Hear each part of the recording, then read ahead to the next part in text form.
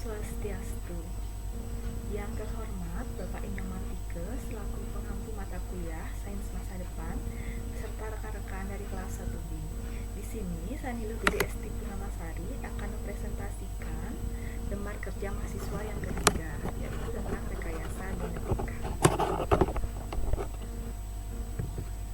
Adapun yang akan dibahas dalam presentasi kali ini, yang pertama, ringkasan dan mind map dari jurnal yang berjudul Meningkatkan Produksi Biopigmen Mikroalga Melalui Rekayasa Metabolik dan Genetik.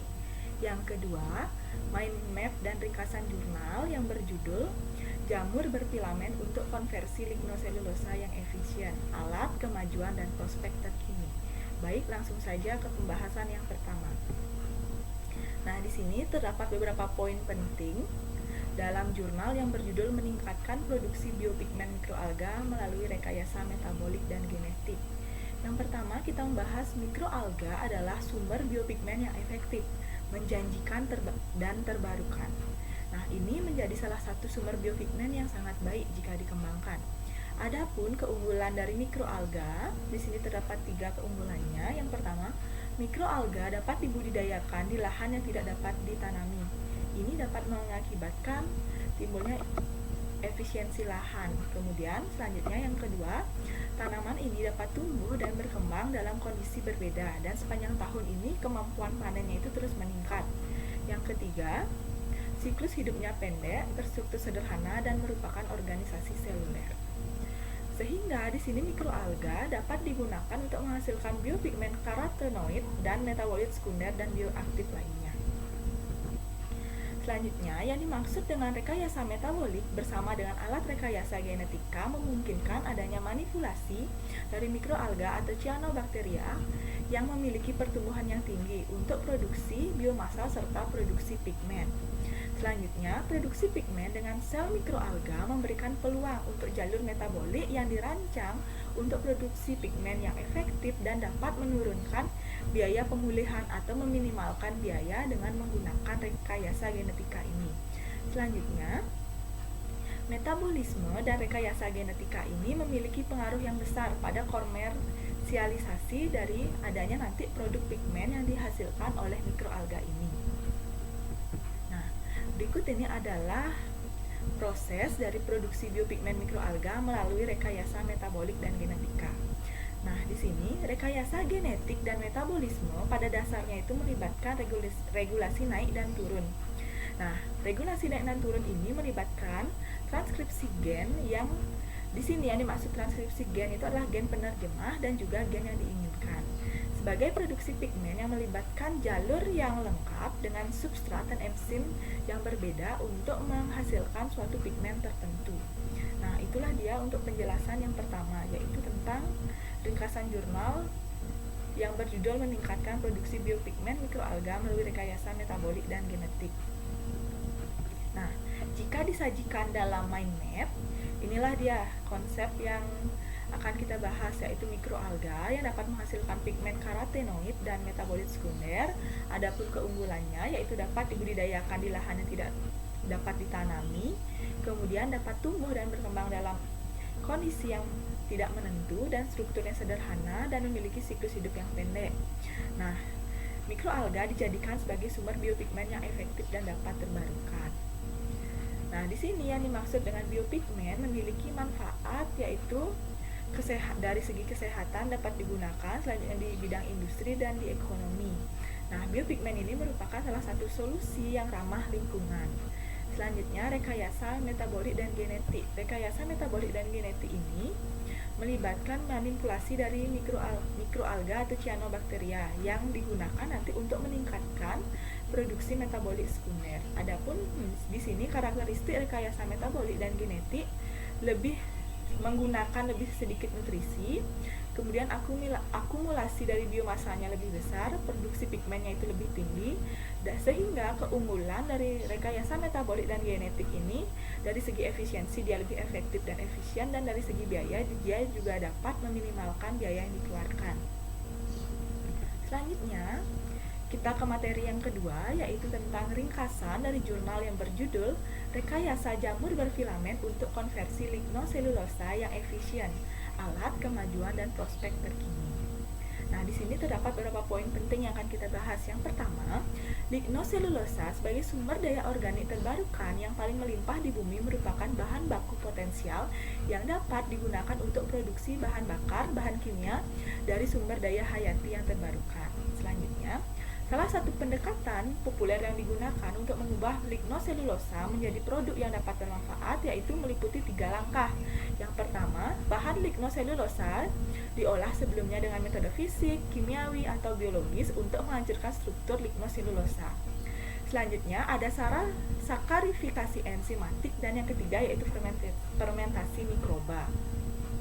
Nah, di sini menggunakan metode transformasi DNA yang umumnya digunakan. Adapun langkah-langkahnya yaitu yang pertama, kontrol yang tepat dari ekspresi gen, yang kedua, manipulasi genetik dari banyak gen, yang ketiga, pengeditan gen yang ditargetkan, selanjutnya screening fenotip dengan hasil yang tinggi. Nah, di sini terdapat beberapa poin penting lagi. Enzim lignoselulotik yang digunakan dalam industri diproduksi oleh jamur berfilamen untuk meningkatkan produksi yang tinggi dan dihasilkan komposisi enzim yang lengkap. Selanjutnya, rekayasa genetika rasionalnya ini telah memberikan kontribusi yang besar untuk meningkatkan tingkat produksi dan efisiensi penurunan enzim lignoselulotik dalam jamur berfilamen. Nah, di masa depan, rekayasa dengan jamur berfilamen ini adalah salah satu mekanisme kunci untuk produksi enzim tingkat tinggi, pengembangan sistem enzim yang sangat efisien dengan degradasi substrat, dan pemahaman yang mendalam tentang jaringan metabolisme. Diharapkan rekayasa ini nanti dapat memberikan target yang baru untuk rekayasa yang lebih lanjut dari jamur lignoselulotik. Nah, disinilah dia beberapa tahap untuk rekayasa jamur berfilamen untuk konversi lignoselulosa. Yang pertama yaitu pretreatment. Pretreatment ini adalah sebelum perlakuan. Nah, di sini dilakukan dengan metode baik secara fisika, kimiawi, dan biologi untuk menghancurkan struktur lignoselulosa dan untuk meningkatkan daya cerna enzimatik selulosa nantinya. Tahapan yang kedua yaitu produksi enzim. Produksi enzim ini adalah nanti digunakan untuk mendegradasi selulosa dan hemiselulosa menjadi gula yang lebih sederhana. Selanjutnya, proses yang ketiga yaitu sakarifikasi enzimatik.